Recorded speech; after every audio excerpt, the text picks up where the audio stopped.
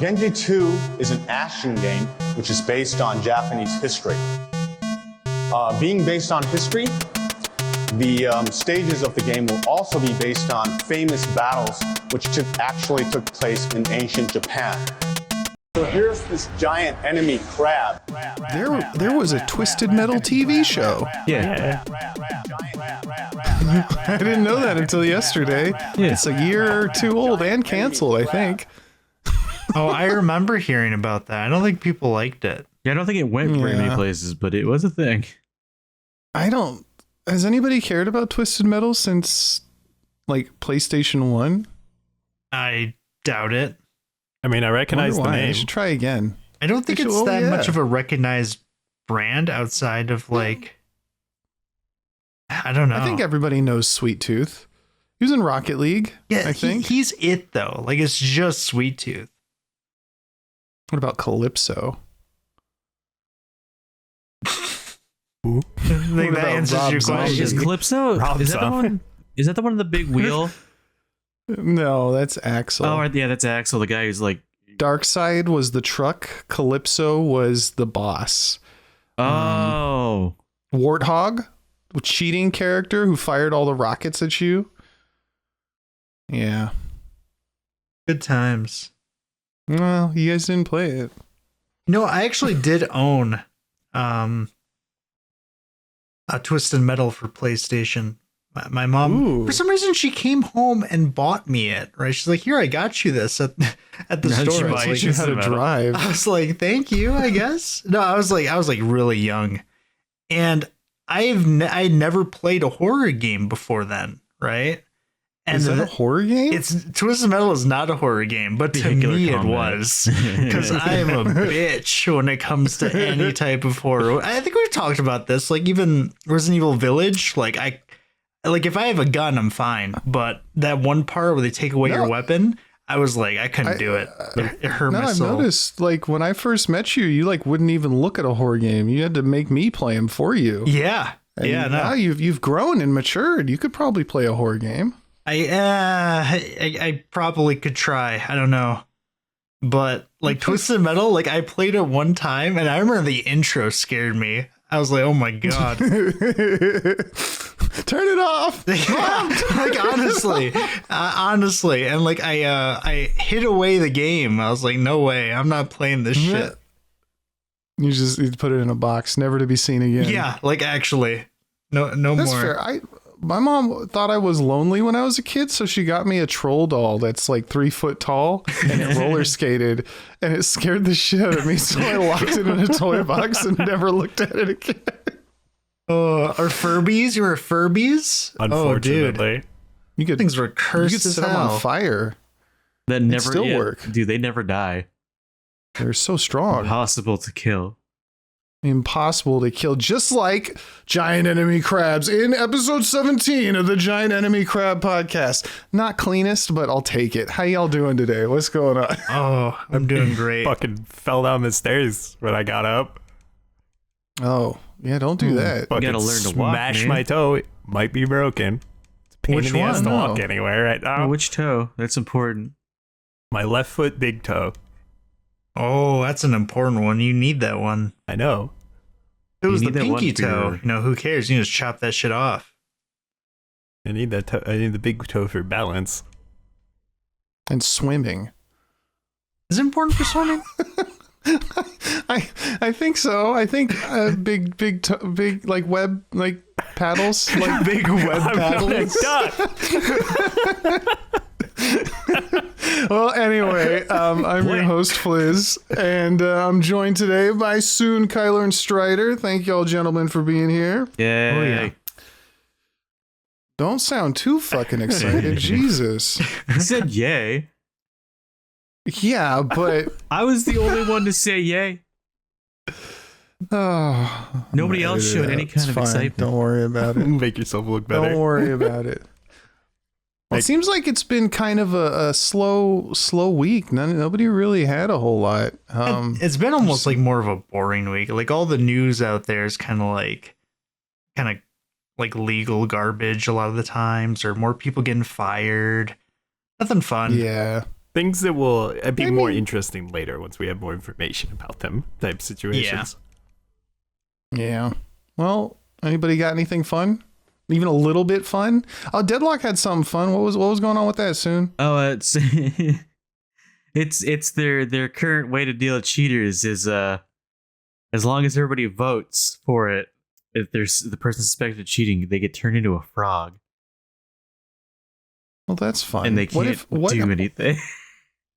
What happens if everybody votes for? So do you have to vote on the team? I got to be real.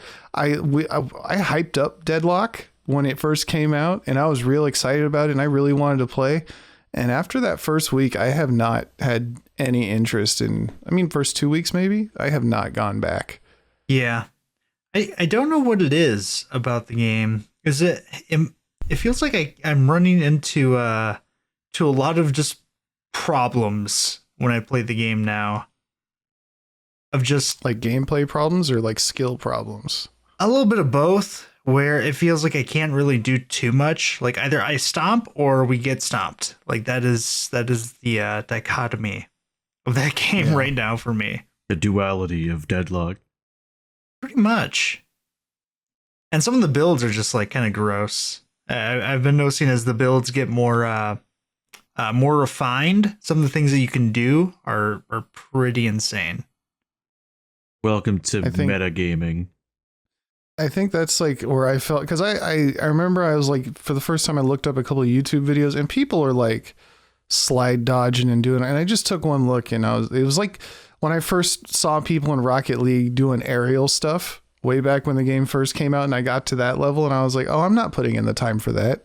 Like I'm done. I'm moving on with my life. Are you talking about videos like of, what is it, Shiv, like constantly sliding all over the place with infinite ammo shooting? No.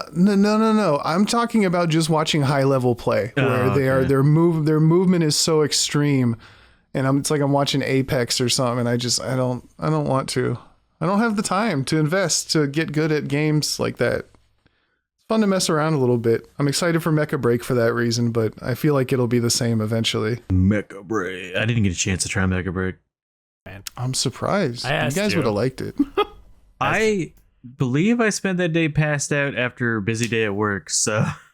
No, you played something else. I don't remember what, but I was like, hey, dude, you want to go play this? And you're like, no, I'm playing this right now. I don't remember what I was playing. I don't either. It wasn't Mecha Break. It was long enough ago that I forget. I asked Lionel if he wanted to download it and try it out. He told me no. Yeah. Well, I also... apparently it's a different game than I thought it was. You guys, is it like a MOBA game or what is it?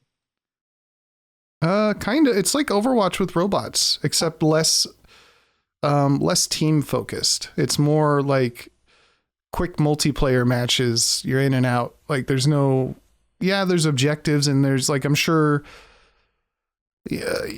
eventually strategies will occur where certain characters do this and that while other people fight over here for this reason. But the game hadn't been out long enough for people to develop a meta yet.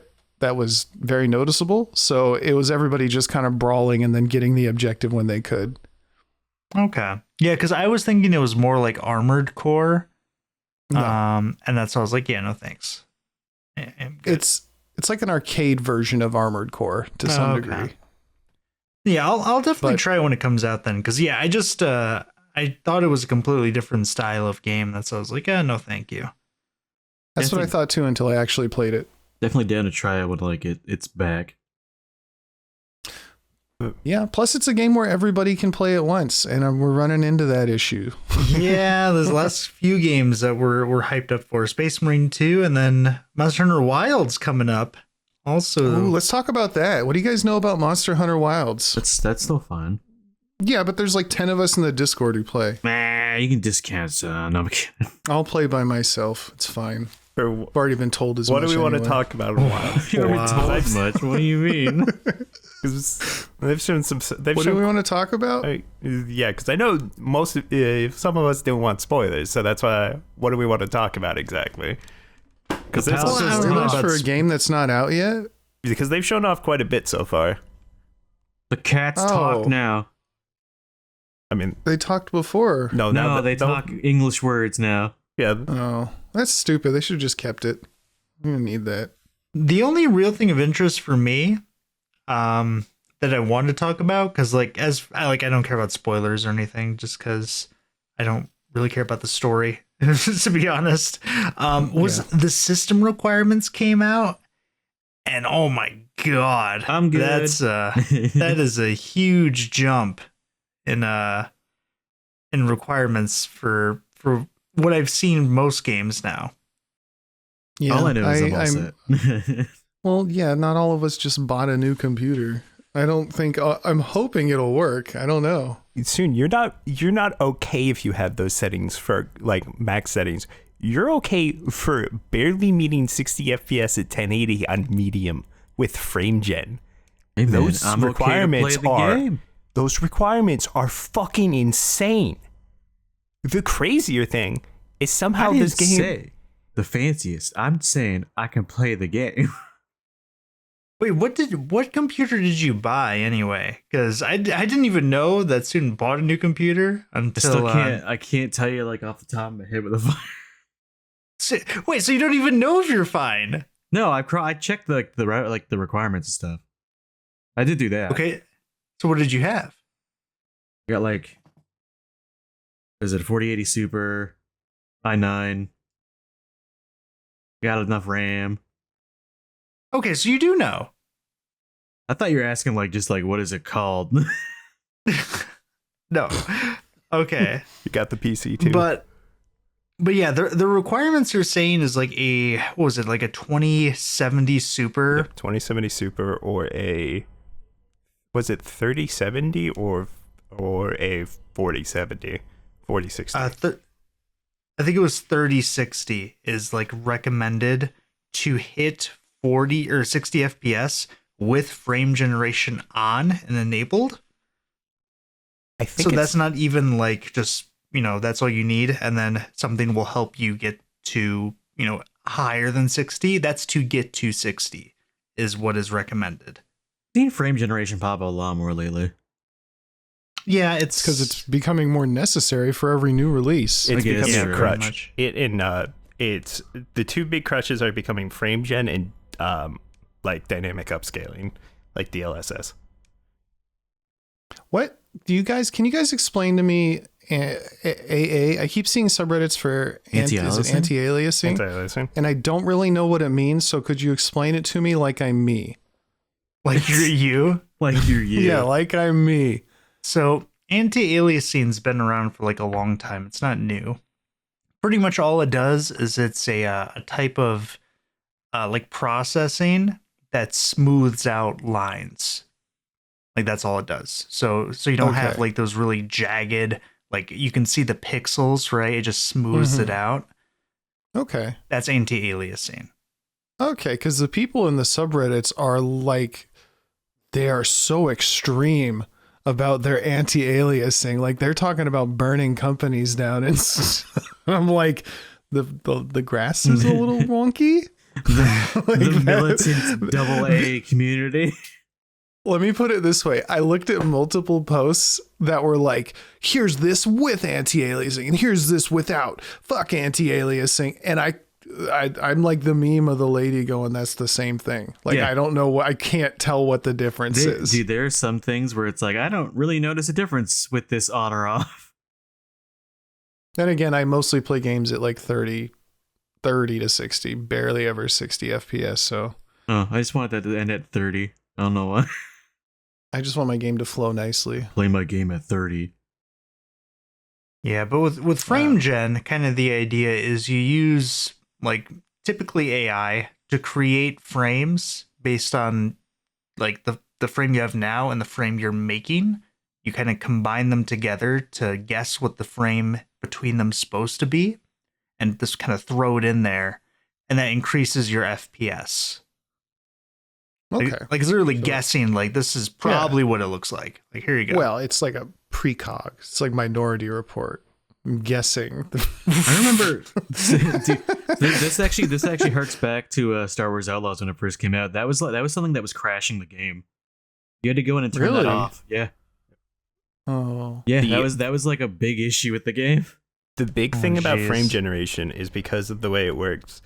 is that it massively increases input delay the lower your frame rate starts at, like what your base frame rate is. That's why like Nvidia and everything, when like themselves don't recommend you use this to reach 60. They recommend you have, I think, like 45, 60 FPS already as a baseline before you do this. Otherwise, it's going to roll back. Otherwise, it's going to feel terrible because there's going to be a noticeable like input delay that gets worse the lower your frame rate is. And that's why Monster Hunter requiring it means this game may feel terrible to play. But the crazy thing is that they have this game running at near 60 FPS on a PlayStation 5, on a base PlayStation 5. Pretty nifty. As it should, right? Yeah. Usually, yeah. There was like big talk about it targeting like the current generation targeting 30 FPS instead of targeting 60 FPS. Because like this generation has like definitely what I've seen with PlayStation is that like they'll target a like 30 FPS, like they'll try to target 30 FPS stable while pushing graphics as much as they can, and then maybe include a performance mode for 60 FPS with worse image quality. But it seems so far that they have it running near that with it. People don't know if it's a new build compared to the old gameplay we saw that was very laggy, that was supposed to be on consoles, or what, but it seems to be near 60 FPS, which alleviates performance concerns a little bit if they have it running on a base PS5, because they haven't officially stated it, but they have stated that they haven't even considered the PlayStation 5 Pro yet in terms of like optimizing for performance. Is it weird that Monster Hunter is the one to do, like, that's the big deal with this right now? Like, that's the thing, is it's not because this is happened before. Yeah, and also if you look at the performance of other games that are coming out, me and Strider were looking at Forever Winter's Break, the Forever Winter, or Forever Winter. Yep, that's what it is. Yeah, that game. Its requirements are even more insane than what Monster Hunter Wilds is requiring, to be honest. Isn't it having a rough go right now? Yes and no. It has some like questionable gameplay decisions, but people like the game. It's mostly like for what the game is, the requirements for it are kind of absurd. Like it's saying like minimum you better have like a 3060 in the shit, or forget about playing the game. I guess thinking about a lot of the mixed reviews I said were just talking about some kind of water system. Yeah. Like a base breakdown water system thing that's like apparently annoying as pretty much what it is you lose progress if you're not playing the game over time in real time. Fun. Yeah, it's one of those things. That sucks. But mostly like the requirements for games are getting kind of crazy. Luckily, the new RTX 5000s are set to come out starting next January. So it's going to be fairly soon here. And the performance that they're saying that they're going to be is actually pretty significant. Unfortunately, they're only releasing like the top end GPUs, but the new RTX 5090 is supposed to have 70% more power than the 4090 and only 50 more watts of power required. Excuse me, 70% performance boost over the 4090. Yeah, because if I'm not mistaken, the 4000 generation wasn't the biggest improvement, right? Compared to the 3000, from what I understand. Like, yeah, the biggest improvements was like the new technology that it was allowed to use, like DLS of 3.5 and I think DLC.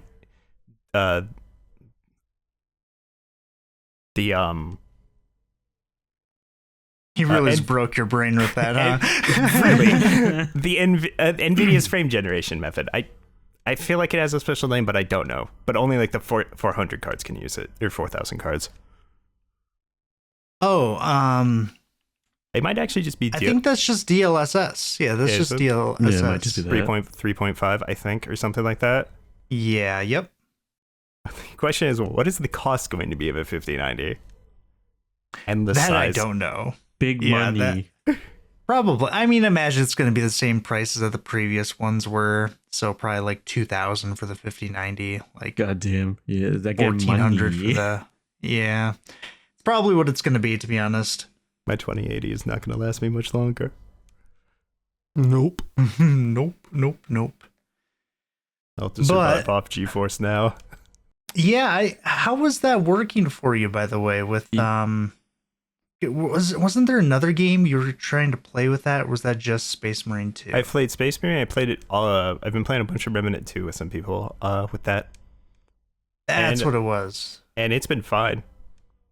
The number one thing GeForce Now struggles with is like small text.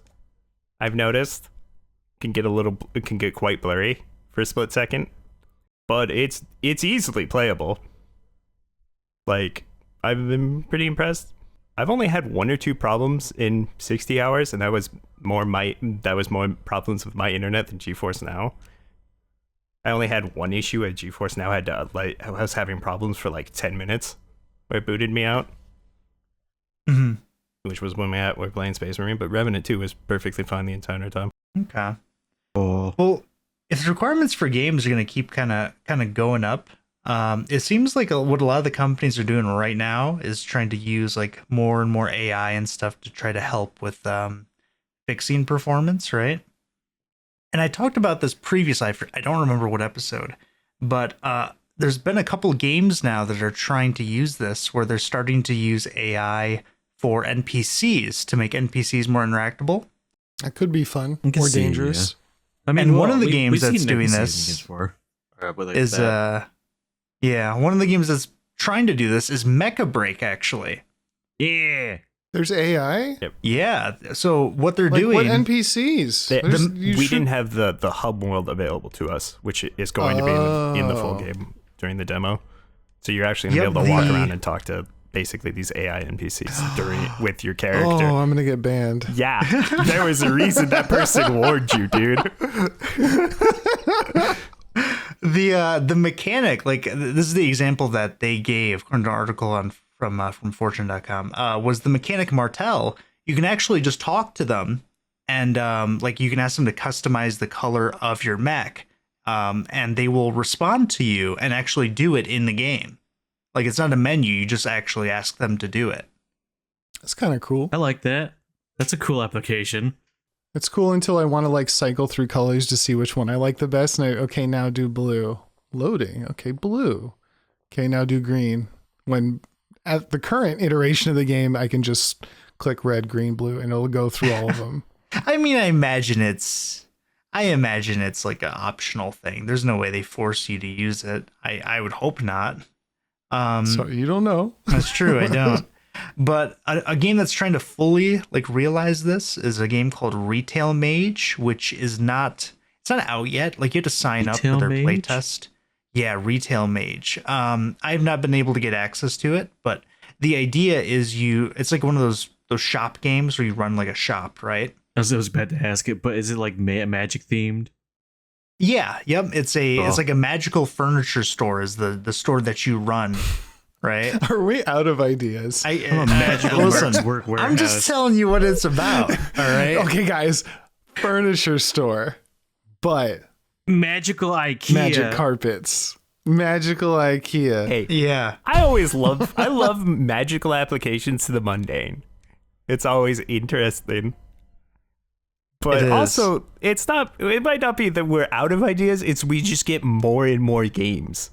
So eventually, someone's going to have the idea that they thought up at 12:30 at night and go, now hold on a minute, what if Magic's Furniture Store? So how are they implementing AI in a magical furniture store? Well, the idea is the customers in the game are all going to be powered by Google AI. And even from like their behavior of how you talk to them, but also like what they actually do in your store too, is also going to be like generated by the AI, apparently. And now just stealing. I just have it. The first. Go for it. I just have an image of them like the AI would, like, assuming it gets better as like the game develops, but just the start of it's just going to be a bunch of customers quapping their way around your store. I was going to say the first few years of this is going to be a lot of YouTube clips of like dumb shit constantly. Yeah. But yeah, that's an interesting, we're seeing more application of that, which we saw like a little bit of NVIDIA tech demo a while back. So I'm curious for these games to come out and see what happens with it. That'd be cool. It sounds like a pretty neat idea. That's the kind of AI implementation I'm interested in, though. Like, You want to hear about know. everyone losing their jobs to AI? no, man. And I don't, you know how many videos I watched in the past couple of years where I'm like, and it used to be like, oh, this is AI. Yeah, this is AI voices, whatever. And now I have to like double check, and it's kind of like, it's put me in this place kind of where I can't be 100% certain if anything I'm seeing is real. You just reminded me the other. Sorry, continue. I'll say it after. No, you're good. I was just gonna say I was driving to work the other morning, and I had Spotify doing that whole like AI DJ thing, and then it started like here's 5 new songs you might like, and then it's like, and then I was listening to it, I was like, wait a minute, I recognized this voice profile and the synthesization. It was like they were all AI songs. And you're just jamming. AI was playing like Suno generated songs, and I looked at the profiles, and they were completely, credits to them. They were like 100% honest about it. They're like, yeah, no, just we're having fun with AI, making music, and then putting it on Spotify. But I was like, AI is not recommending me AI songs. This is getting. Well, to be fair, you do listen to a lot of AI songs. Yeah, but I don't do it on Spotify. Yeah, but you make them too. That's why it was just weird. Spotify knows. Spotify is always watching.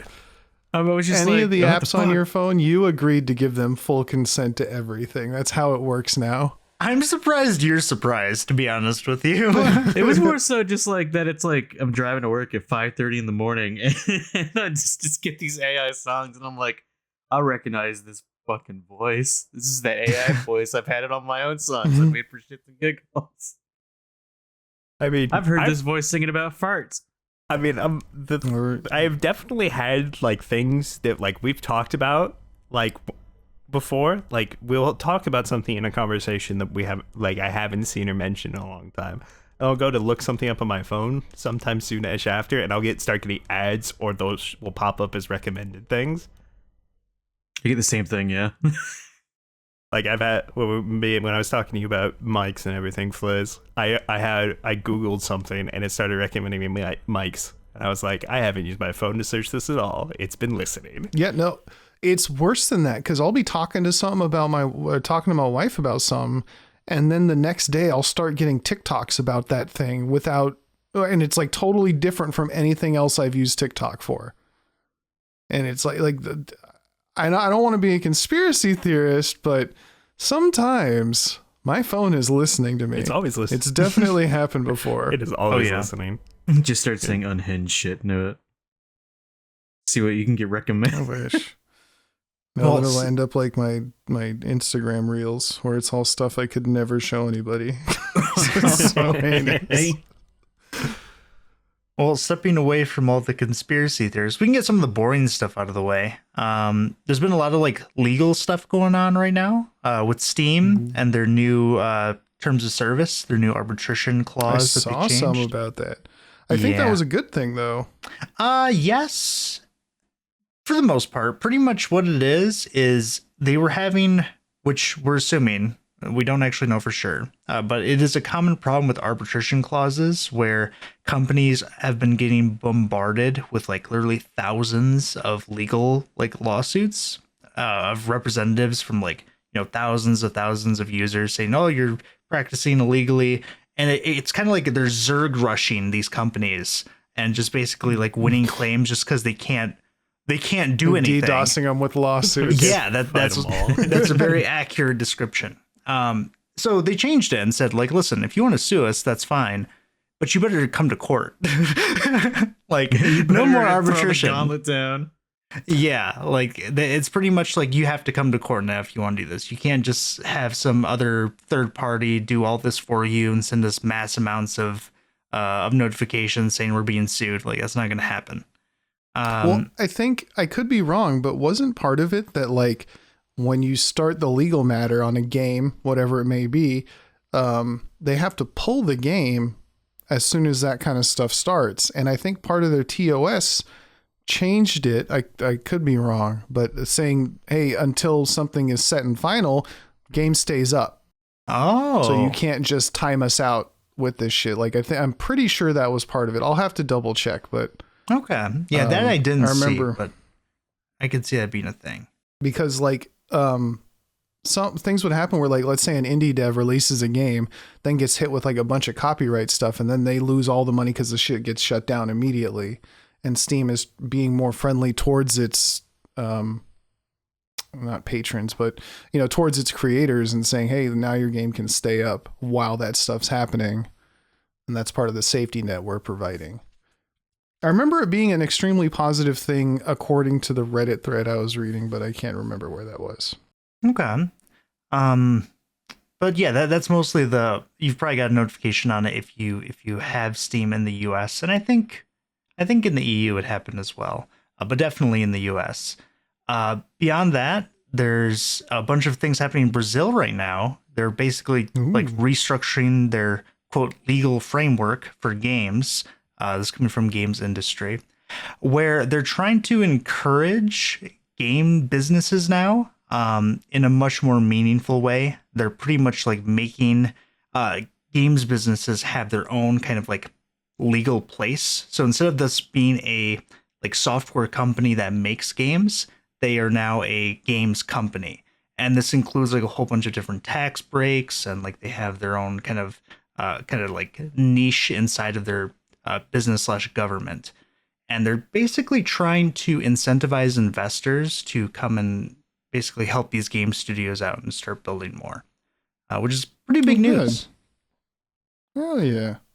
Yeah, especially with Brazil having such a large population, but also apparently, this is according to a government representative, they don't really have the means to start building AAA games right now.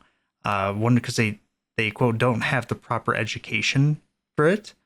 So hopefully with them doing this, we're going to start having more AAA games from now Brazil. And I know from hearing other developers, one being like Pirate Software, that Brazil is a huge gaming region. They just kind of struggle financially with actually buying games, but they do love to play them. So having potentially games come out of Brazil is going to be pretty fun and exciting. That's dope. All right. I like to see stuff like that. And then, Strider, do you want to talk about Ubisoft's Ubisoft currently exploding?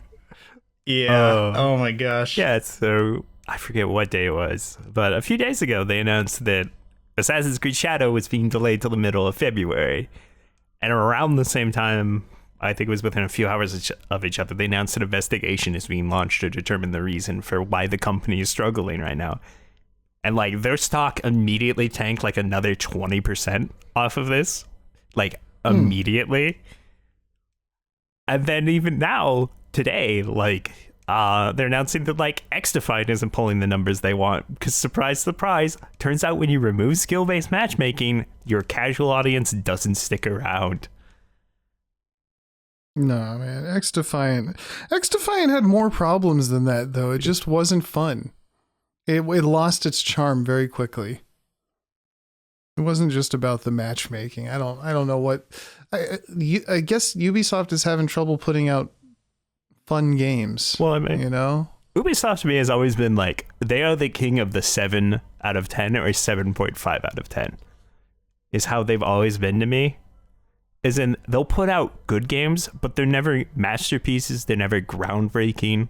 They're never like truly safe, innovative. They're like cookie cutter. They are like the safest video games that a AAA company makes, because they're never bad, but they're never like amazing. Like, because I'm like, they're never gonna be my game of the year or contender for game of the year. But now there's so many good games coming out like that, like you still have only so much time to play these games that come out. So you're not going to stick around and play the 7 out of 10. You're going to play the 5, like 9 out of 10s or 9 or 10s out of 10s that came out in the past like 3 months instead. I'm just still shocked that like Assassin's Creed is, because there's just been so many bad entries. There was even a movie that was like atrocious. We should watch that at some forgot there point. was a movie. Yeah, it's even got Magneto from the X-Men. The what's his name? Michael Fassbender. Is it Michael Fassbender? Yeah, Michael Fassbender plays the main guy, and it's probably just boring and terrible because it came out and nobody cared, and like I don't know, it feels like they've just hung their hat on this like third person open world thing that was really popular for a minute there, and now we're just we're sick of it. Everybody doesn't want to do it anymore. I've also seen Ubisoft produce synonymous with like collectathon style too. Yeah, just time wasters. Just absolute time waste, yeah. Dude, go find the thing. The other thing is, like, I don't know what Ubisoft's doing. Because, like, on top of this, they also delayed Assassin's Creed Shadows. Yep, the middle of February. To, like, the worst possible time to release that game. Yeah. like, to give you a list of everything that's coming out in like, February next year. Quite a bunch of stuff, right? Like a good chunk. Monster Hunter Wilds. Yeah. Like a Dragon Pirate Yakuza. Okay, yep. Avowed. Civilization 7. Lost Records. Life is Strange. The new Life is Strange is coming out too. Yeah. Like, what are you doing? Like, come on. That's a rough lineup. The Life is Strange one I'm kind of mad on, but the other ones, that is. Well, traditionally games tend to like March is the big games time because that's when the fiscal year ends. So February, March is where we're always going to see. In fact, I was thinking about that's where I'd stop and start season 2 of the podcast because that's when the games really, that's like their main time. So that makes a little bit of sense, but that also makes it sound like this is investor. What's the word I'm looking for? Investor. Where they're movements kind of preference. They're the ones controlling everything. They actually are right now. I mean, that's public. They're like, nah, please make the company better, or else nobody will invest anymore. Yeah, one of the investors even said that like they wanted, like they had written a letter, I think, to like the board or whatever, that they wanted to replace the founders of Ubisoft. Oh yeah, I read that article. Yeah, because you're saying they're holding them hostage or something, holding investors that hostage. They're not satisfied with the current performance of like why the fuck is your company exploding? Like, fix this or we're gonna replace it, and because we want more profits. It was basically what it boiled down to. The guy, he's like, I want to make a coup, like remove these guys so we can put more money man and gens and state them. They're holding our investors hostage, Blair. I mean, I get like trying to release it like right before the fiscal year, right? But still, that's a lot of games that are like going to be, top of the line. Like everyone's looking forward to these, and you're going to add this into that list. I think right off the bat, the first 3 you mentioned are ones I'm already like looking forward to big time. So. Yeah, these are like game of the year games. Like this is not. Oh, like, that's a stacked month. Like I forgot Avowed was slated for February, but like that's Obsidian's next RPG, man. I'm like big time interested in seeing how that's gonna be. I can't remember. Was it Assassin's Creed or was it Yote? Ghosts of Yote? Ghosts of Yote. One of them was talking about. I don't remember which one it is. I want to say Assassin's Creed, but they were talking about just redoing the whole like main character situation from scratch. I'm assuming it's probably at Shadows because we know next to nothing about Yotes, from what I understand, because it just got announced. Gotcha. Plus the characters that they work with for Yote, I don't think there's going to be any kind of issues there because I mean, like, yeah, with Ghost of Tsushima, there's some interesting things where certain things are kind of like taken out of different time periods that are close together and kind of cookie cutter together, but it's nothing like as jarring as Shadows like kind of asshole stuff is. I think there's actually some controversy going on with the voice actor or something. Something's happening. I didn't want to get into it because it was like for Shadows or for Shadows. Oh, okay. Who like the voice actor? Ghosts of Yote. Ghosts of Yote. I haven't seen like you talking about like the I don't even want. I shouldn't even brought it up. It's just some controversy. I think it has something to do with the voice actor being trans, or it's like another one of those kind of things that for like main character of Yotei, or the voice actor. Yeah. Okay. I only just saw Yotei was like mentioned. I never actually looked into too much about it yet. Yeah, because we just basically got a reveal trailer at the end of the State of Play. I could be wrong. I'm like mixing up all this news with like Asmongold being a shithead, and and then Assassin's Creed being shitty, and then Yotei. He's just I don't care. I don't want to be that. I'm not interested. But it's all gone. We're not doing streamer news. It's yeah. Speaking of the State of Play, there was something I wanted to talk to you about, Fliz. Oh, because we did see the trailer, and you watched it too. For Legacy of Kain Soul Reaver. Oh yeah. Oh. And I know you watched the trailer there too. What did you think of it? Because you played the originals, if I remember correctly.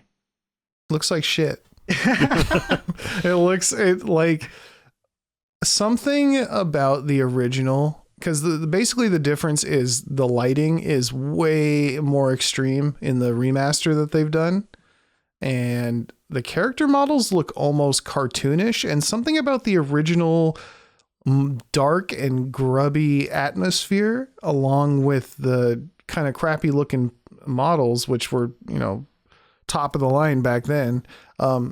It makes it look like the old version looks better. It looks more like a game. They've done something with the lighting that makes it look like a Nintendo version. So, except minus any of the fun of a Nintendo world. I'm not super excited. One of the articles I saw mentioned how it's like things look uncannily and weirdly shiny. It looks like the entire game is suffering from a lighting bug, is what it is. It really like someone toggled bright maps for maximum brightness. There's like no shadows where they should be. It doesn't look appealing to me in any fashion. I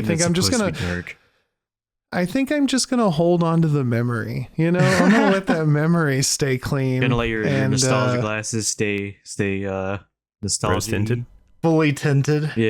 Yeah, I'm not gonna try it because I think I can't. I want to say Final Fantasy VII. I could be wrong. There was definitely a game I went back and played and was like, no more, no, thank you. So that's been ruined for me before. I think I want to just let nice things die. I remember you playing the OG RE4 again and not enjoying that. Yeah, I think that was a feel thing. It felt really gross. It did not age well. No. I mean, maybe it did. I think I was on mouse and keyboard. Oh yeah, and that could do it. Yeah, it wasn't quite set up for that in a way that felt really proper. Didn't mesh well. It did not mesh well, and maybe it probably might have if I kept playing it and got a feel for it. But it immediately turned me off because it felt so clunky. Oh. All right. Do y'all have, I do have one thing I wanted to talk about, but I wanted to get you guys' news out of the way. If you had anything else you wanted to really get into. That's it for me. One quick thing. Is Microsoft, we got a little bit more information about their how Game Pass works. The fact that they spend over $1 billion each year just getting games on Game Pass, specifically third-party games on Game Pass. But the more interesting thing is, there's no set strategy or process for this. It's completely random, almost, which game to game. Sometimes they approach people here, we're gonna fund you to make a game for us to put on Game Pass. And then there's other times where they've approached someone who's already finished something and they're like, hey, we'll give you a bunch of money to put this on Game Pass. But it's always a case by case basis on how exactly they help. But it's fund. But it's always where the game is in development and what they go for is always kind of random, and it's very weird. I have a general feeling that the Microsoft Game Pass is created to, I think it's there to ruin Steam would be my main guess. And maybe it can sit there. Yeah. Well, because here's the thing. It can sit there and be a worse Steam indefinitely, right? Microsoft is worth what, $4 or $5 trillion? Excuse me. Like that thing can lose money for the rest of the time, and it will still be like a drop as in the long bucket as their to them. deficit isn't too high, they won't care. No, I don't think it matters. I think it's just there so they have a handhold in the market and become a recognizable. The same way Edge stays on your like it's always trying to get me, and they know I'm never going to switch to Microsoft Edge. And, Nobody's ever done that willingly. Dude, the first thing I did when I set up my new PC, I was like, I'm gonna just give me a different browser. I think they're just there. Like, what happens if Google collapses or something? Guess what? Microsoft Edge is there. What happens if Steam? What happens if Gabe is found out to be a real horrible human being and everybody loses respect for Steam? People won't. And guess what's there? Game Pass. I'm just saying, Game Pass has the money or Microsoft has the money to just let these fishing lines sit out there.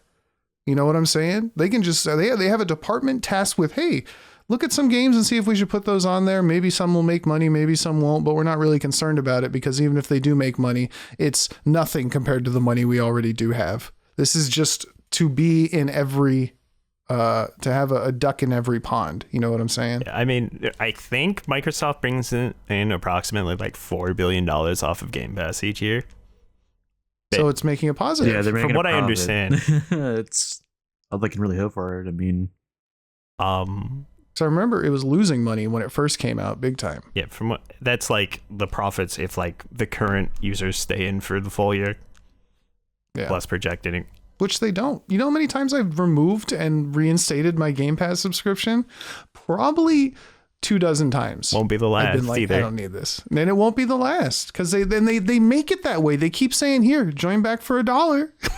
It's just $1. And then you can play this game. One-time dollar I sign-up do. bonus for the 17th time. Yep. And it works. They get me. So they've gotten 17 of my dollars.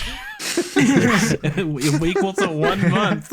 $1 billion a year for games, but they got 17 of Flizz's dollars. I very rarely play my Game Pass games, mostly just because I never have the Xbox thing open. Yeah, I only use it when I go, ooh, new game. Oh, it's full price on Steam. Oh, look at that. It's free on Game Pass. Here's my $1. 18. There you go. Here's my dollar. And then I usually won't even continue playing the game because nobody else is playing it because they're all on Steam. I'll just turn it off and never turn it back on again. Dude, that is something. It's weird. Like, it's like I could get like a game on a service like that, but then it's just like, but everybody's playing it on Steam and I want to too. Yeah. My favorite thing, So there's- is how many times you have bought something on Steam that's already on Game Pass with crossplay, and you're just like, I want it on Steam instead. And then bought it for full Guys, I know price. what I just said, man, and I want it on Steam instead. Like, you can play with the people on Steam on Game Pass, so you're just like, I want Steam instead.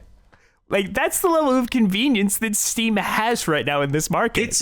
It's like a comfort zone, man. Like, You were literally willing to pay fucking 60 equivalent USD just so you don't have to open another program.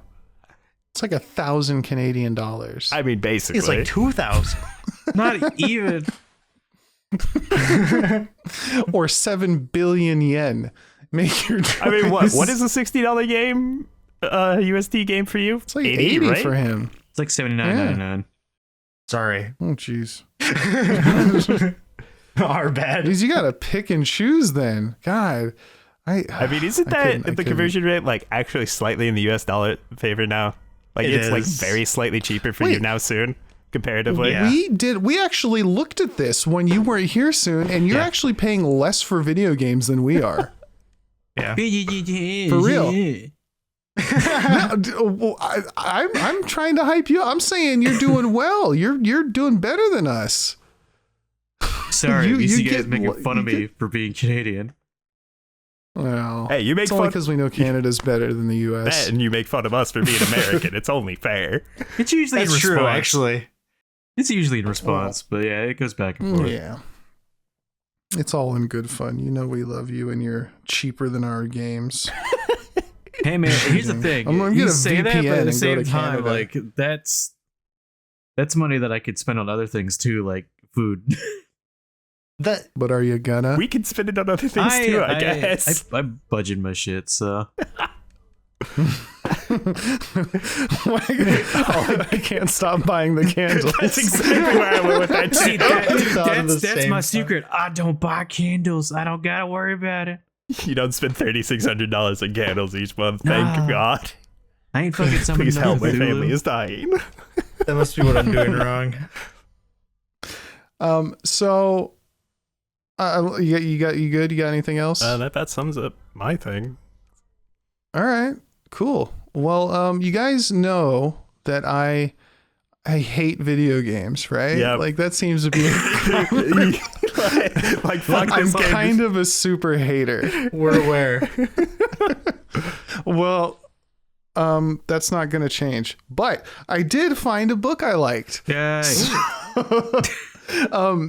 Have you guys heard the name Jason Schreier? Yes. That Yes. rings a bell. Yeah, He's a Okay, reporter. you've probably read his articles. Mm-hmm. He has been on Kotaku for a million years.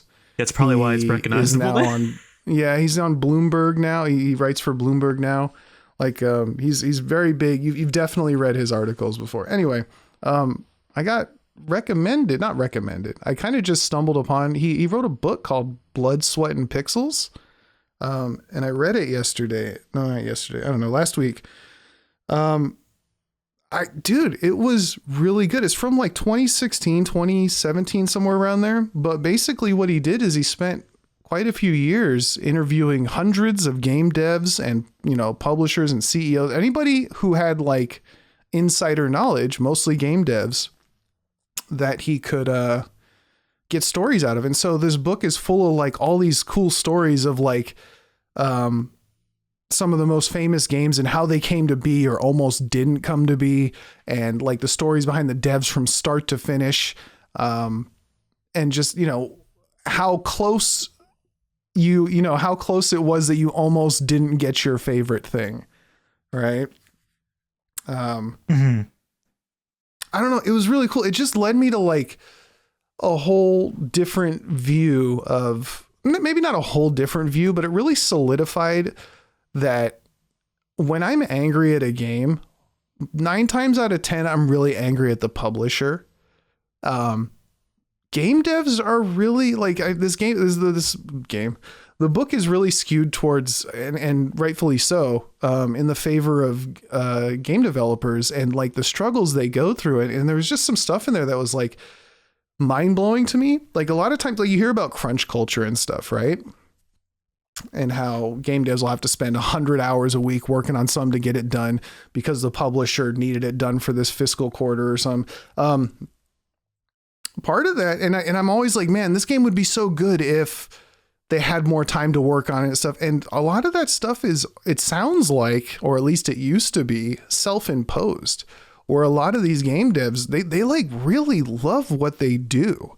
And everything they want to do is like, every time they look at their games, they're like, I just want to do this a little bit better. And that's where all those hours and hours and hours and, just all this strife, and it's like the one thing it's like all they want to do. It's like Jiro dreams of sushi, but they're all Jiro. They all just want to put out the best product. So there was like 10, 11 chapters in there, and they all kind of went over a different game from like Destiny and I'll just give you like the first one that was kind of cool was I heard you mention, you guys, Pillars of Eternity. One of you guys mentioned that. Mm-hmm. It has like the first chapter is just like the whole story of that, and like the stuff that we're talking about with video games today. And like I said, this book is from like 5, almost 10 years ago, I think, probably closer to 5. All that stuff that we're talking about, with all these layoffs and all that, like that is par for the course and has been going on since the beginning. And the industry is kind of just like the Wild West, because like games have really only been around since like the 70s. So it's an industry that's only like 50 years old and already is worth billions and trillions of dollars. And, I don't know about trillions, but billions, obviously. And it's like the first part of this was like the company Obsidian. They were working on like the Stick of Truth and they were working on a Xbox One launch RPG. And they put all this time and energy in it. And one day Xbox just called and was like, Microsoft was like, nope, just cancel that.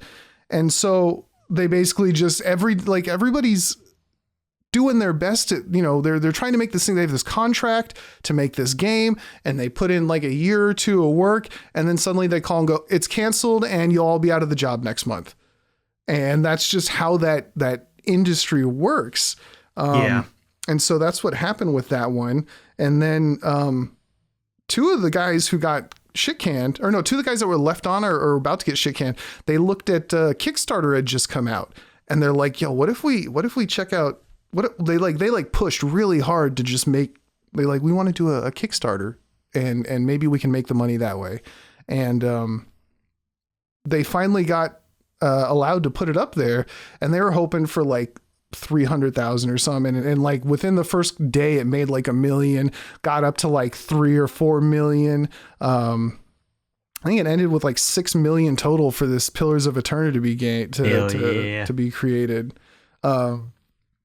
And then it was like nice for them, because instead of dealing with basically publishers, because it went like publishers to game dev, publishers say, make the game like this, and this, and they have to report to them and send them all kinds of like short videos and stuff about how they are slaves to the publishers. And this was like the first time the company actually got to interact with the client, the customers, and be like, the customers from the Kickstarter be like, we like this, and this, and they like felt like way more of a personal project for them. And like, it just was a massive success. They did the same thing for the sequel, and they hit the goal on Kickstarter in a day. So it's got like a bunch of stories like that. They're much longer and much more informative, but, and then there's just like a bunch of little facts in there of like, what was one that got me? Oh, EA won worst company in the US for 2 years in a row, 2012 and 2013, over like BP Oil and like, like really heinous companies. Like people got online to be like, nah, fuck EA.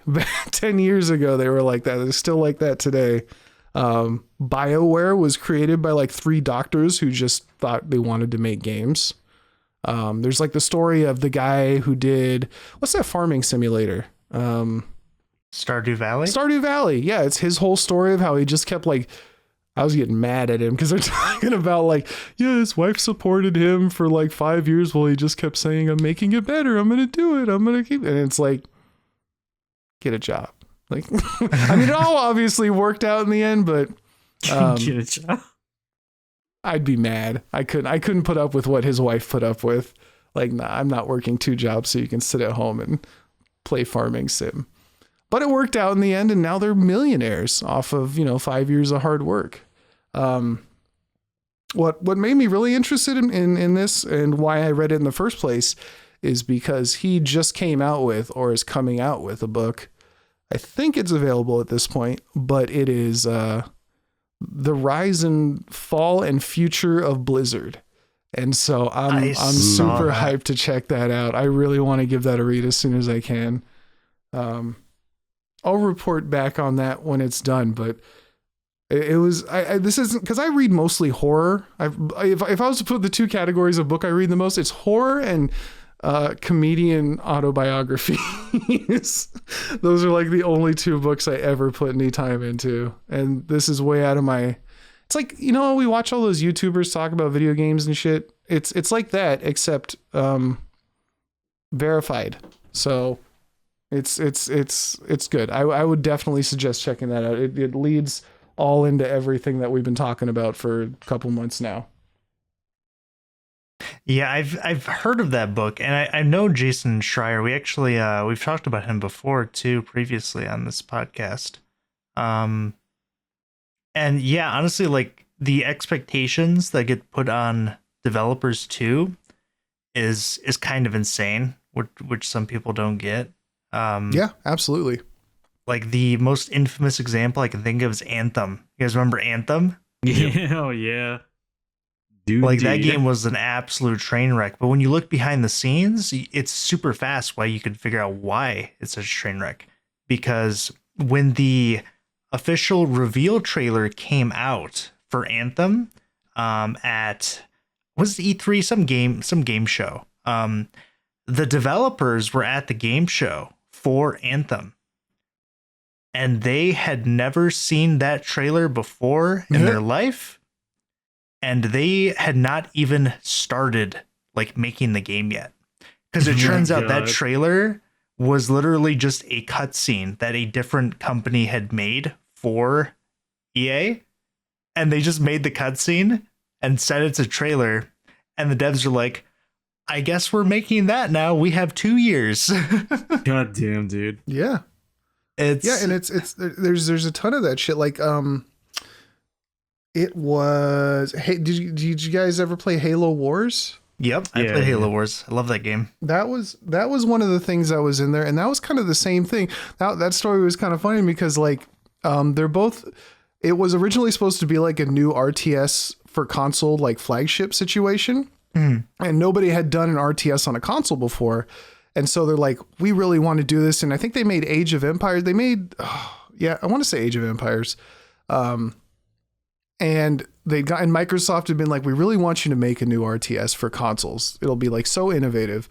But nobody's going to buy it. So we're going to make you have to do it. So do all this, but also make it Halo. Right. And that's how Halo Wars came about. But because of like the way publishers and stuff are treated, like Bungie was mad about Halo Wars the whole time and had nothing to do with it.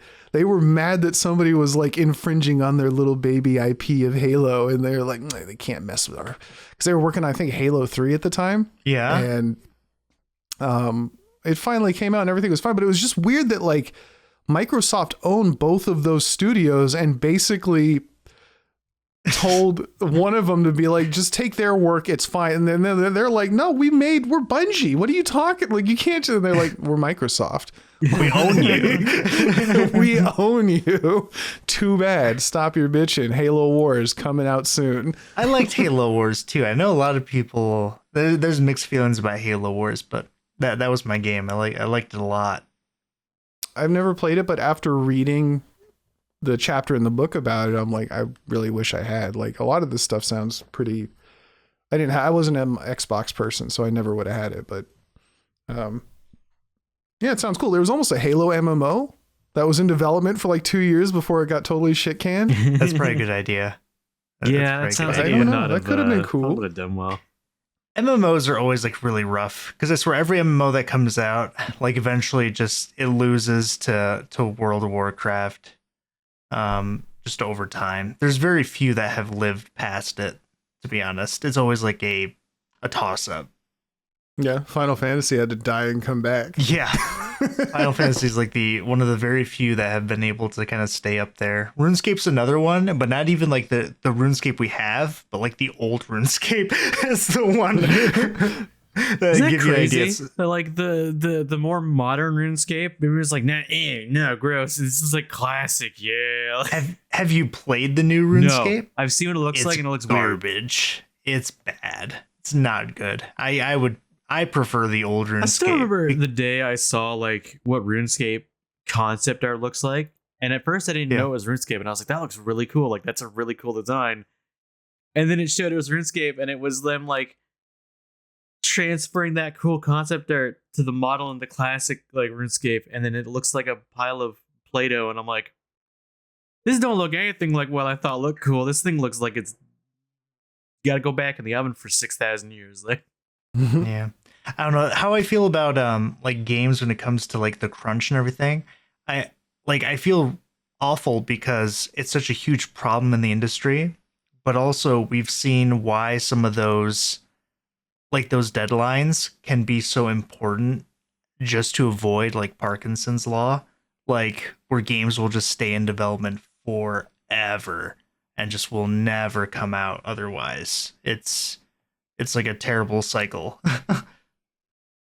Yeah. And it sometimes they put like it seemed like a lot of the chapters ended with like, and then we had like 2 months to get it done, and we had to just cut a bunch of features and polish the ones that we did have and called it good. And that's how you got your favorite game. Yeah. Because had they not, like, and I'm not saying the crunch culture, I disagree. I would never want to work in that environment. I would not survive. I'm not that guy.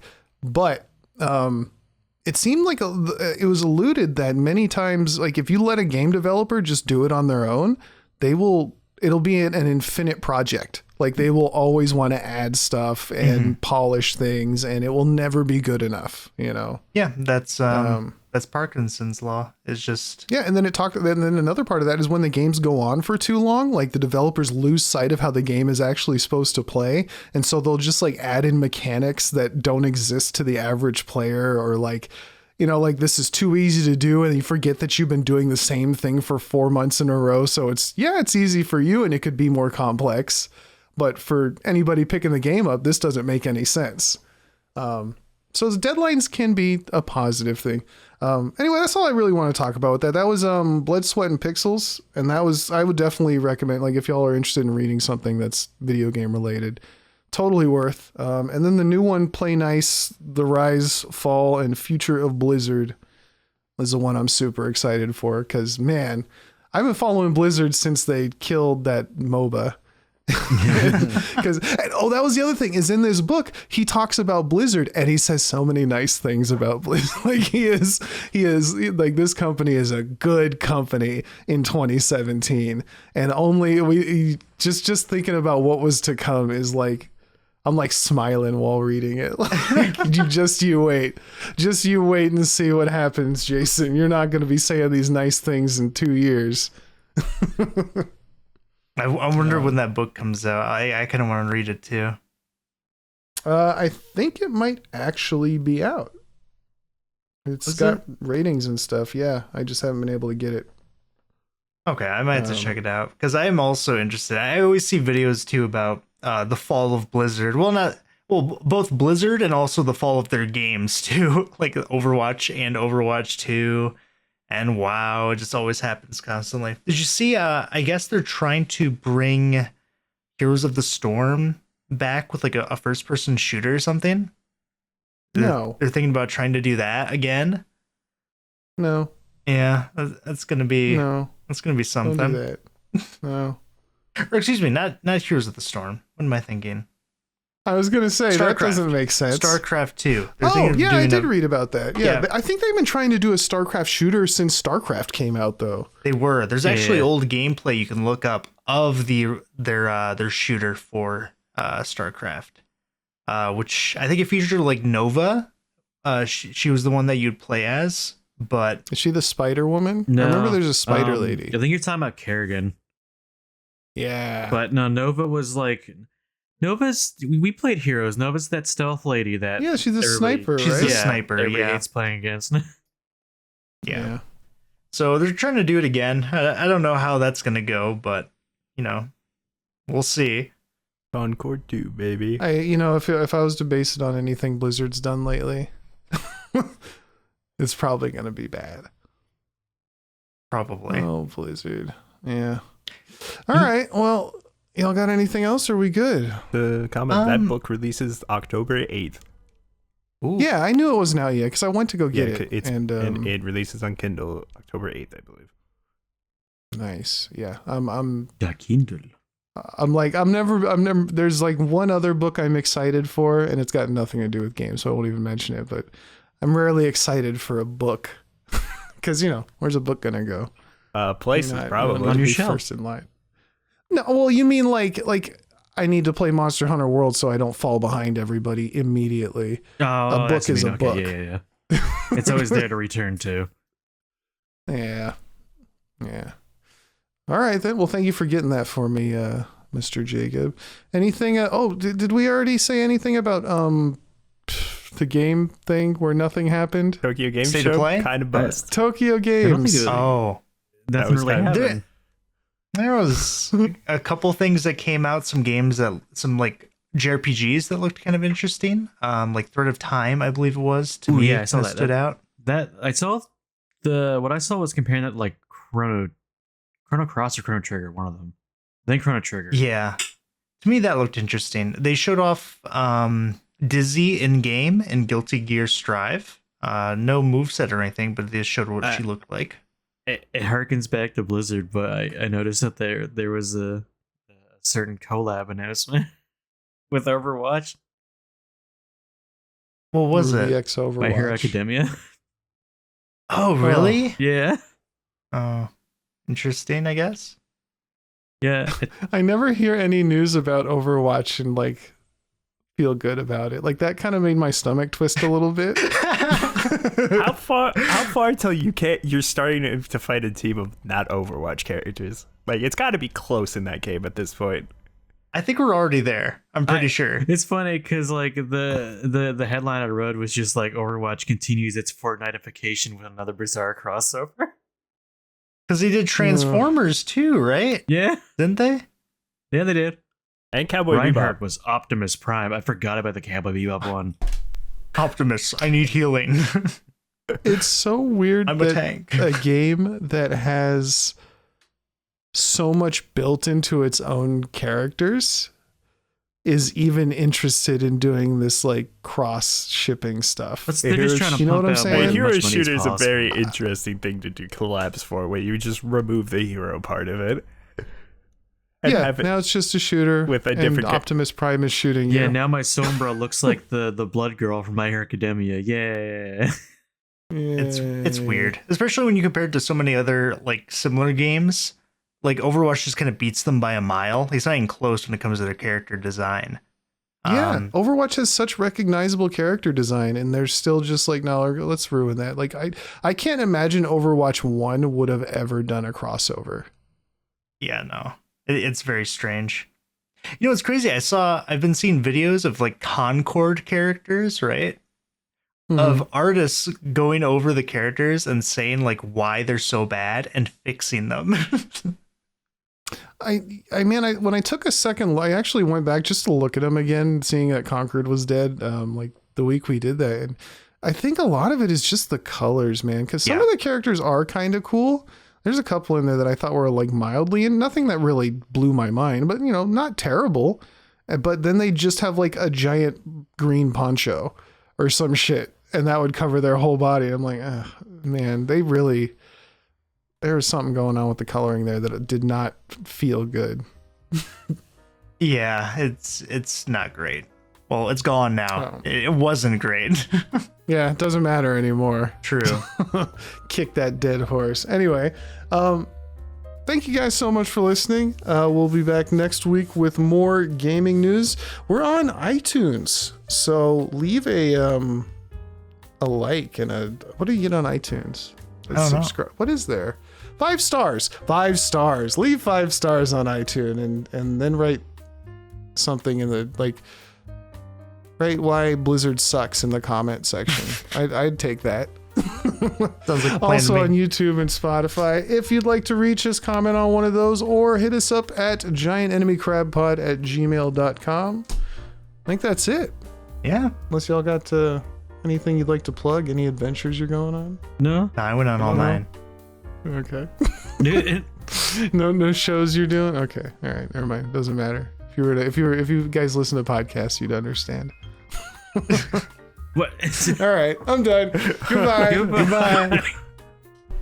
What a weird way to end this. But goodbye.